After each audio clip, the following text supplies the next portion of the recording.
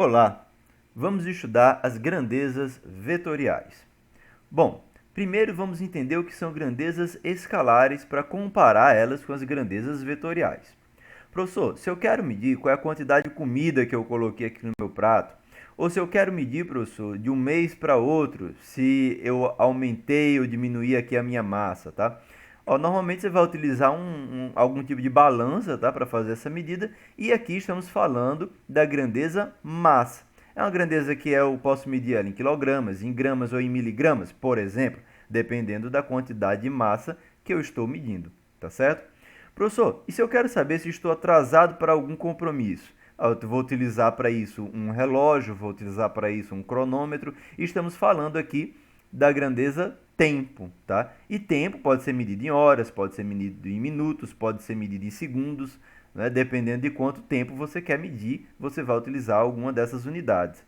Professor, além disso, a gente pode querer medir, por exemplo, qual é a distância de segurança devido aos protocolos de higiene do Covid-19? A gente pode querer medir qual é a distância que estamos do mercado ou da casa de um amigo, tá certo?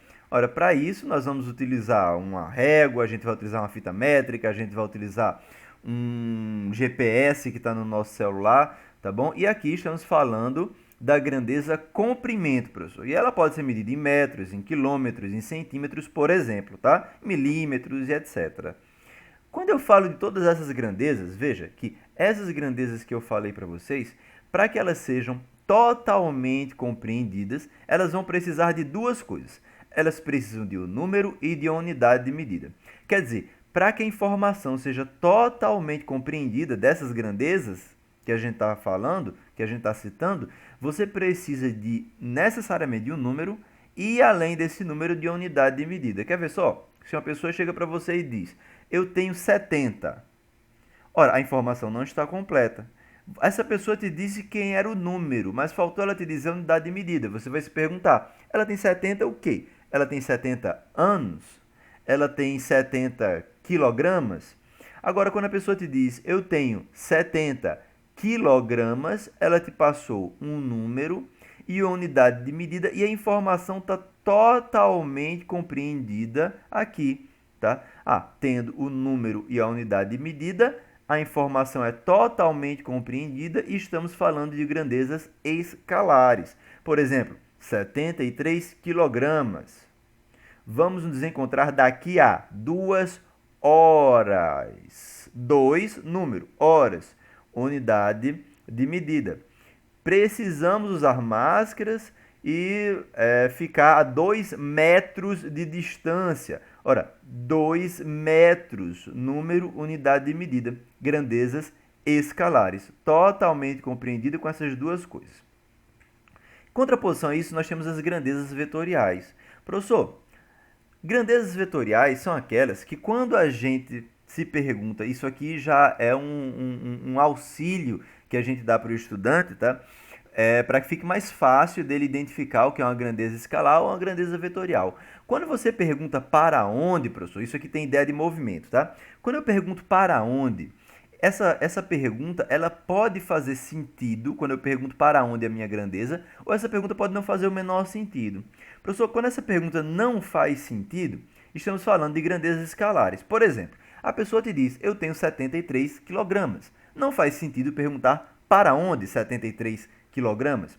Vamos nos encontrar daqui a 2 horas. Não faz sentido perguntar para onde a essas 2 horas. A pessoa te diz, eu tenho 1,70 metros. Não faz sentido perguntar para onde a essas grandezas. Quando não faz muito sentido a gente fazer a pergunta para onde as grandezas, estamos falando de grandezas escalares. No entanto, professor, isso é para facilitar, tá? No entanto, professor, se eu estou falando de um carro que se move com uma determinada velocidade, eu digo para vocês, esse carro está se movendo com a velocidade de 20 km por hora. Faz sentido perguntar para onde. Esse carro pode estar se movendo com a velocidade de 20 km por hora da esquerda para a direita, aqui, ou ele pode estar dando ré aqui com essa velocidade de 20 km por hora, por exemplo, da direita para a esquerda. Então eu estou falando de velocidade. Velocidade, então, é uma grandeza que faz sentido perguntar para onde. Ela é uma grandeza vetorial. Professor, se eu estou falando de uma força que está sendo aplicada à corda, faz sentido perguntar para onde? Eu digo a vocês que há uma força resultante atuando nessa corda, por exemplo, de 2 newtons. A gente vai estudar ainda, né, as unidades de medida de força, mas eu estou adiantando para vocês que é newton e tem uma força aplicada nessa corda resultante de 2 newtons.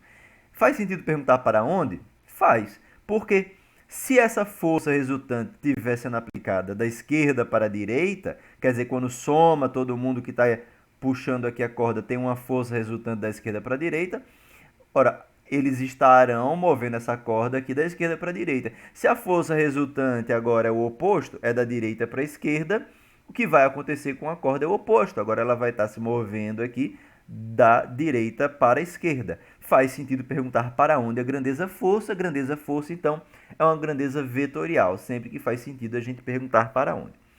Professor, grandezas vetoriais são aquelas grandezas que nós podemos representar elas através de uma coisa que nós chamamos de vetor. Então, vetor é uma representação da nossa grandeza vetorial. Daí que simplesmente para não ficar nesse, o que é uma grandeza vetorial? É aquela que a gente pergunta para onde? Não, é aquela grandeza que para ser completamente compreendida, ela precisa ter 3 características. Ela precisa de um módulo, ela precisa de uma direção e ela precisa de um sentido. Tá certo? O para onde é só para ajudar a gente a lembrar rapidamente se uma grandeza é escalar ou vetorial. Mas uma grandeza vetorial ela é representada por um vetor. Então, o vetor ele tem que ter essas coisas que caracterizam a grandeza vetorial.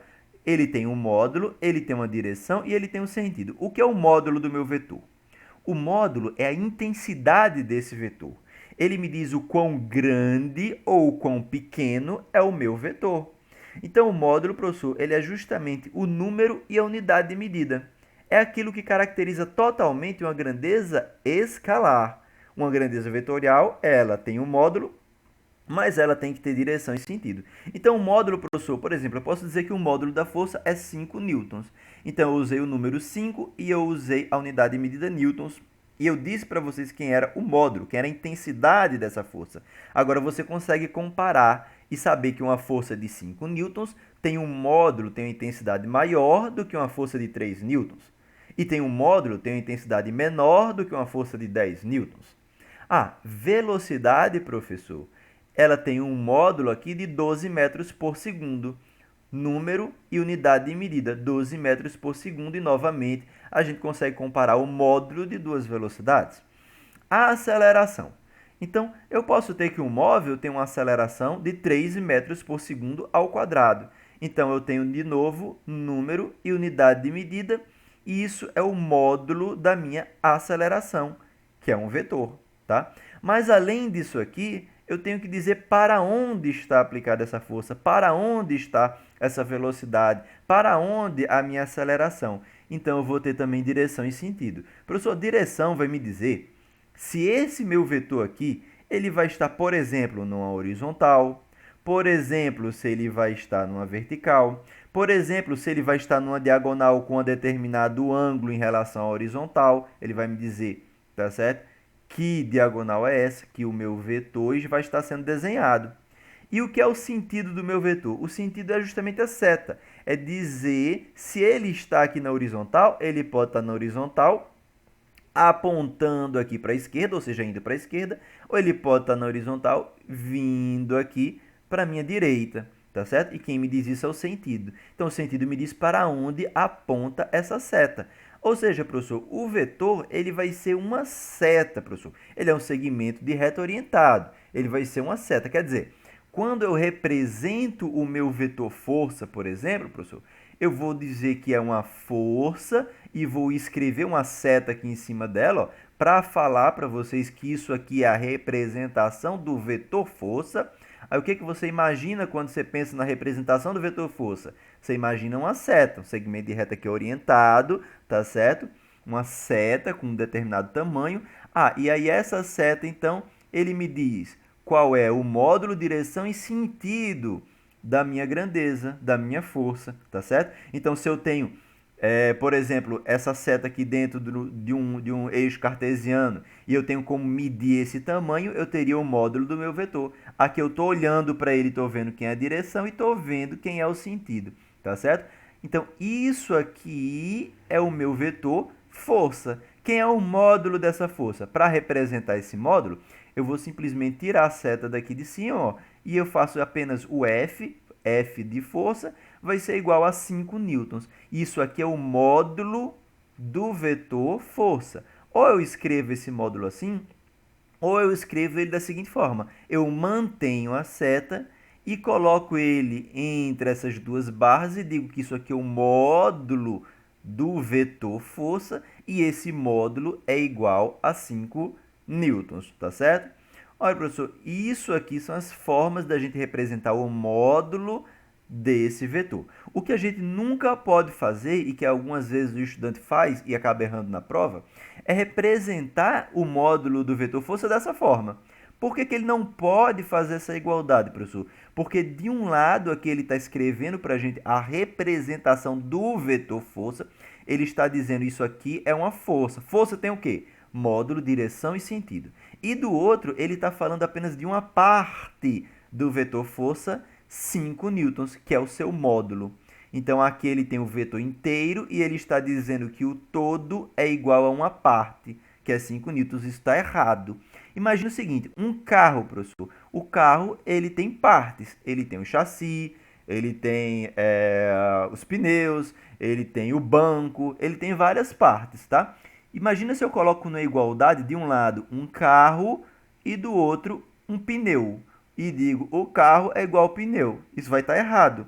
O todo não é igual a uma parte do todo. Isso aqui é a força, vetor força. Isso aqui é o módulo da força, então nunca represente assim. Tá certo? Isso aqui está errado. Você diz que isso aqui é o vetor força, a representação dele é essa seta. Isso aqui é o módulo da força, ou você representa dessa forma o módulo da força. Bom, um exercício que a gente tem é o seguinte. Muitas vezes, os conceitos de direção e sentido são usados como sinônimos na linguagem comum.